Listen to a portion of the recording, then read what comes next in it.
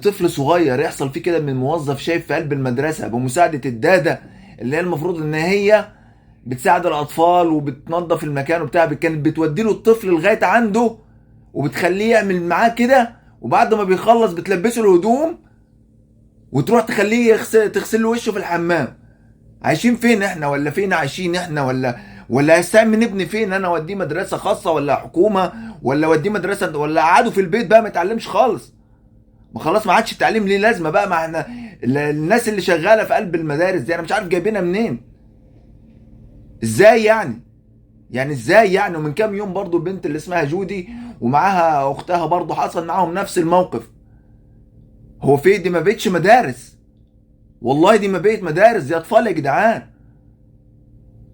دي اطفال، اطفال ما عدتش مرحله الابتدائيه ولا حتى لو ما ينفعش حتى لو في ثانوي. ده ايه ده؟ حاجه تغيظ اقسم بالله. انا قلبي محروق والله، انا قلبي محروق. انا ده لو المدرس بيهدد الطفل يقول له لو جبت سيره لحد، بيقول انا الولد اللي اسمه ياسين كان بيقول انا بحس بوجع وكده اثناء الحمام وكده وبتاع، كان بيقول له لو انت جبت سيره لحد انا كده انت ووالدك والدتك. يا نهار ابيض يا جدعان، ايه ده؟ ايه ده؟